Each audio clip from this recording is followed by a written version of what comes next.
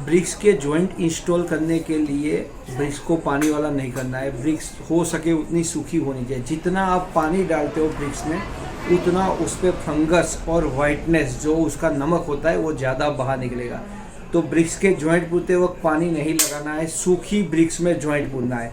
तो सूखी ब्रिक्स में अगर आप अकेला सीमेंट पूरने जाओगे तो वो संभव नहीं है, सीमेंट सूख जाएगा। उसके लिए क्या करना है, हमें इस तरीके का एडेसिव आता है।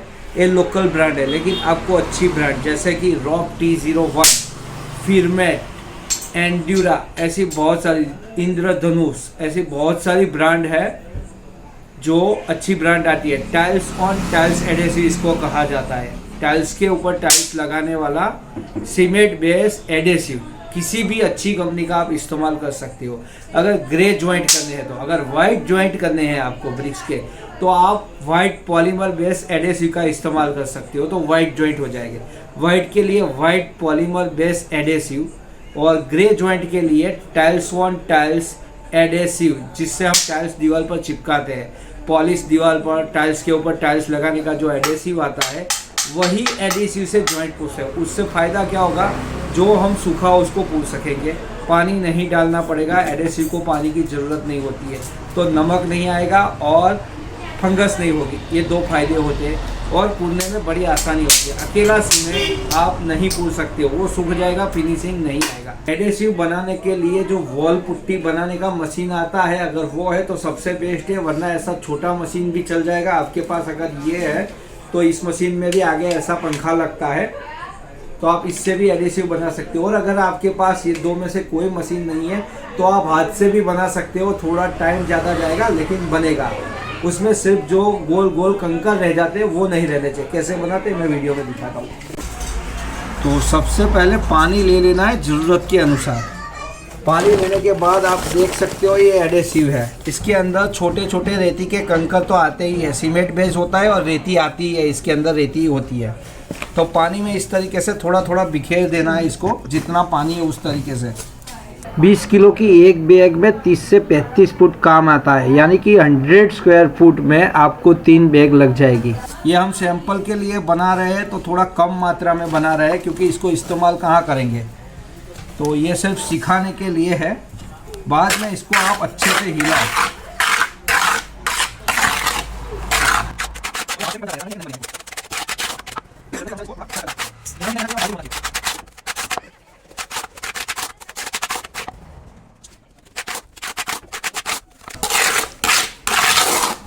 तो ये देखो ये बन गया है। इसे चेक करने का तरीका क्या है, इस तरीके से लो तो ये इसमें से थोड़ा गिर जाना चाहिए। ऐसे करने पर इतना हार्ड नहीं होना चाहिए कि यहीं पर चिपक जाए, और उतना नरम भी नहीं होना चाहिए कि बड़ी आसानी से गिर जाए। तो इतना गाढ़ा होना चाहिए, देखो ये कुछ इस तरीके से। तो ये इसके चेक करने का तरीका है, ऐसे चेक किया जाता है कि सही है या नहीं। तो इस तरीके का पेस्ट आपको बनाना है। ये पेस्ट एकदम सही है, तो ऐसा पेस्ट बन जाना चाहिए इस तरीके का, ना पतला रहना चाहिए ना बहुत गाढ़ा। ये पेस्ट एकदम सही है, ऐसा पेस्ट बनाना है। तो अब पेस्ट बन जाने के बाद हमें क्या करना है, एक बॉटल लेनी है। ऊपर से जो हिस्सा होता है उसे थोड़ा छोटा कटिंग करना है, नीचे वाला बड़ी बॉटल का रखना है। बाद में एक ऐसी बोरी देनी है, ये मिल्क की बोरी आती है, अमूल मिल्क है या आपके यहाँ कोई भी मिल्क मिलता है। 1 लीटर की बोरी होनी जरूरी है। ये बहुत ही स्ट्रॉन्ग आती है, ये फटती नहीं है, तो ये बोरी बहुत ज़रूरी है। ये मिल्क की या बटर मिल्क की, किसी भी 1 लीटर की जो पैकिंग में आती है इस तरीके से, ये बोरी सबसे बेस्ट है, इसका होना ज़रूरी है। इसके बिना बड़ी आसानी से काम नहीं होगा। तो ये बोरी चाहिए आपको, 15 से 20 बोरी लानी पड़ेगी ऐसी। तो ऐसी बोरी लेके आप तैयार रहो। उसके बाद में क्या करना है, ये बोरी को ऊपर से कटिंग करके छोटा छोटा, ये 2 साइड में मैंने कटिंग कर दिया इतना। फिर ये जो बॉटल है इसके अंदर ये बोरी डाल देनी है, और ये वाला जो ऊपर का हिस्सा है जो मैंने छोटा छोटा कटिंग किया है वो कुछ इस तरीके से मुड़ जाएगा यहाँ से।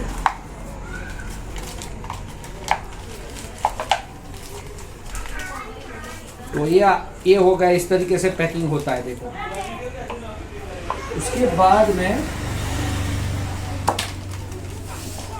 ये जो एडेसिव है ये बड़ी आसानी से आप इसके अंदर इंस्टॉल कर पाओगे। बोरी गंदा नहीं होगा और ये बड़ी आसानी से बोरी के अंदर चला जाएगा।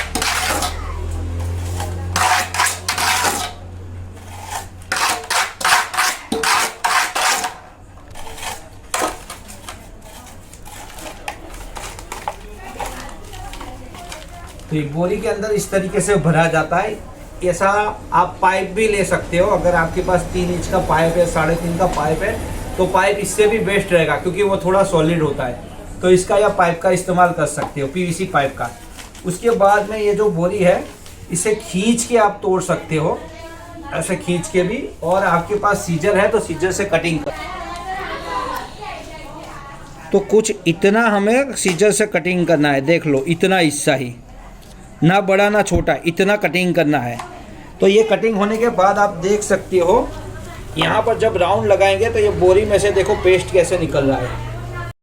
बोरी पहले थोड़ा छोटा ही कटिंग करना है, बाद में बड़ा करते जाना है, क्योंकि पहले बड़ा कर दोगे तो बाद में छोटा नहीं होगा, तो ज़रूरत के अनुसार छोटा बड़ा करो। तो इस तरीके से ये बोरी का इस्तेमाल करके जॉइंट पूरे जाते हैं। अब जब ब्रिक्स के जॉइंट आपको भरने होंगे तो ये बोरी को ऐसे पकड़ना है और ये एंगल पर आपको इस तरीके से एक साइड में खींचना है। हमारा वीडियो है, उसकी लिंक मैं आपको भेज दूंगा। तो उस तरीके से आप भरना है। दूसरा, उसमें ध्यान क्या रखना है, जो 2 ब्रिक्स के जॉइंट होते हैं, तो जो 2 ब्रिक्स रहेंगे उसके लेवल तक आपको ये मसाला भरना है, डीप नहीं भरना है। उसके लेवल तक या उससे थोड़ा बाहर आएगा तो चलेगा, अंदर नहीं रहना चाहिए। अगर अंदर रहेगा तो फिनिशिंग नहीं होगा। तो आपको 2 ब्रिक्स के जो जॉइंट होते हैं उसके लेवल टू लेवल ये मसाला आ जाना चाहिए, या उससे थोड़ा बाहर आएगा तो चलेगा। कम रहेगा तो फिनिशिंग में टाइम ज़्यादा जाएगा, थोड़ा ज़्यादा रहेगा तो आसानी से बड़ी जल्दी काम होगा। इस बोरी से जब मसाला भर ले उसके 5-10 मिनट बाद थोड़ा मसाला सूख जाएगा। 5 मिनट के बाद जब मसाला सूख जाए उसके बाद में जो डीप ग्राउंडिंग होते हैं वो 2 तरीके से होते हैं। एक गोल होंगे जो इस पाइप से होते हैं, दूसरे राइट एंगल होते हैं जिसके लिए हमें टाइल्स का एक छोटा सा फरमा बनाना पड़ता है। उसका भी मैं आपको लिंक भेज रहा हूँ या इसी वीडियो में मेंशन कर रहा हूँ। तो एक छोटा सा वो फरमा बनाना पड़ता है, लेकिन वो चीज़ क्लेडिंग में चलेगी। आपने अगर एक्सपोज ब्रिक्स किया है तो क्या होगा, चंतर किया होगा तो बाद में उसके जॉइंट अच्छे से सफा नहीं किए होंगे, कहीं कहीं पर मसाला रह गया होगा। तो उसमें क्या होता है, वो राइट एंगल वाला फरमा नहीं चलेगा, फिनिशिंग अच्छा नहीं आएगा, या बीच में तोड़ना पड़ेगा तो बहुत टाइम जाता है। तो उसमें ये पाइप वाला ही चलता है। तो एक्सपोज ब्रिक्स किया है और आपने अच्छे से सफा नहीं किया है तो राइट एंगल वाला करने की गलती मत करना।